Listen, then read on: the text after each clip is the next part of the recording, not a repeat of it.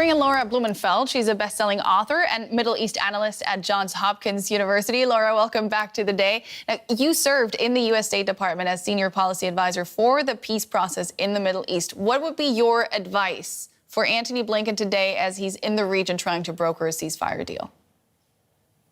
Well, I would say there are the ceasefire 3 T's for success.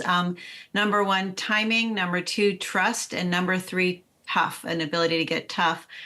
First of all, with the timing, I mean, I happened to be in Secretary Kerry's office in 2014 during a Gaza war when the Israeli tanks just rolled over the border into Gaza. And his first instinct, Secretary Kerry, was let's go for a ceasefire. The truth was then, and perhaps now, is that neither side was ready for that. And as much as we pushed and tried, not only was Israel not ready to lay down their arms, but Egypt as well, that was helping broker in 2014, felt like that there needed to be a little bit more of fighting before we could reach that ceasefire. So number 1, timing.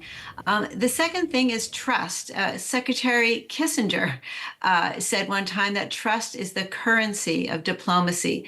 There's very little trust right now. We're seeing actually a degradation of that. Unfortunately, we're going in the wrong directions. Hamas today said that they are, increasingly suspicious of the United States, that America is siding too much on the Israeli side. So unfortunately, that's not looking good. The third thing is tough, an ability to sort of get tough, depending on, which party is the recalcitrant one. Madeleine Albright, a former Secretary of State, was very good about being tough in terms of keeping the negotiations quiet and private. I think one of the problems we're seeing today is it's all being played out in public, and with all the leaks in the media, that makes it very, very hard for the negotiators and the parties to make concessions and save face. Secretary Albright used to say to the press when they would ask her about negotiations with Syria and Israel, she would say mushrooms. And what she meant by mushrooms was that negotiations, especially when it comes to treaties, are just like mushrooms. They do better in the dark. Mm-hmm. It's from what we know and from what you're saying, it seems like we know a lot of what is being talked about there. It does seem like it's one step forward and one back. When Israel is on board, Hamas is not, and vice versa. Is that really so? Or is there progress being made that maybe isn't being conveyed as such? Well, there is progress. The problem is those last few percentages or yards, if you want to use the football analogy that the Americans have been using, are always the hardest, right? That's always those final details sometimes are the stickiest.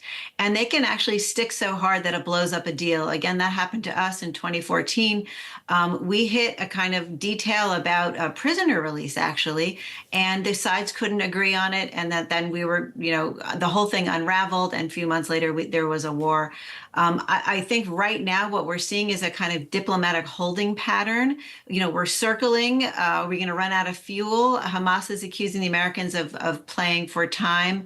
And the question is, can we land the deal before the really big problem comes about, which is Iran and Hezbollah are poised to retaliate against Israel, which hopefully, in the best case scenario, will motivate the sides and to compromise rather than lead to a regional conflagration, which is our number 1 priority from the beginning of this terrible 10 months for the United States. Number 1 priority has been avoiding regional escalation. Yeah, and I'm glad you mentioned Iran because there's a lot to unpack here. A ceasefire was billed by many as a way of keeping Tehran at bay when it comes to avenging the killing of Hamas political chief on its soil.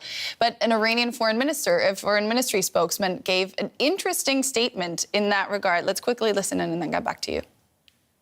The issue of the Gaza ceasefire has nothing to do with Iran's legitimate and legal right to punish the aggressor, and it will not relate directly to it. We are not looking for intensification of insecurity in the region. We support efforts with good intentions regarding the ceasefire. Laura, what do you make of that statement? Well, I think it's important for Iran to put that statement forward because the West is telling them to stand down, but they still have the need to save face. Iran is playing a long game here. They're absolutely right when they say one thing isn't connected to the other. I mean, there's a clock in Palestine Square in Tehran, which is ticking down backward. It's a doomsday clock for Israel that by 2040, Iran will eliminate the state of Israel. So you have to understand in the larger context of what their goals are.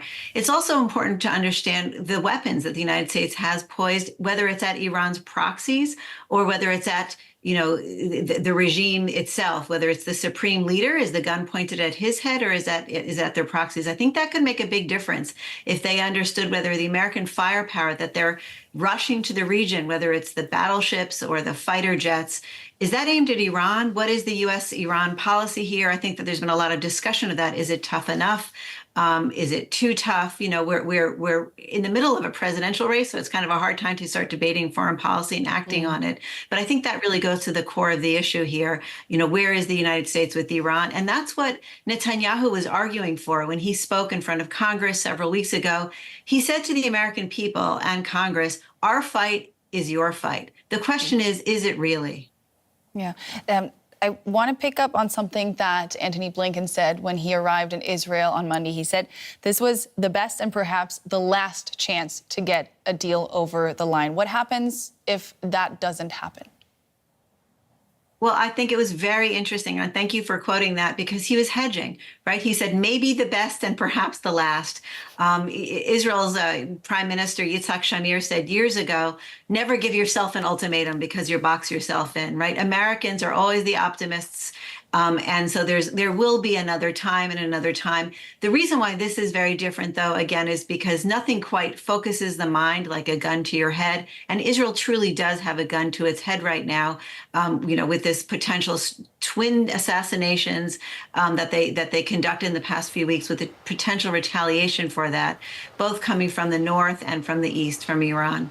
So it is a little bit different. The stakes are much higher. And sometimes when the stakes are so high, you can say it's too big to fail, this diplomacy. Watch the skies is what I would say. Look, the lights are going down. The sun is setting over the Middle East now. Watch the skies, not only for whether there'll be rockets and increased, drone strikes, but also for the aircraft. I mean, for the first time since October, Fly Dubai, the Emirates airline, is grounding their aircraft at night. That does give me some concern. As Laura Blumenfeld, author and Middle East analyst, thank you so much for all those fascinating insights. It's always great speaking to you. Great to be here. Thank you.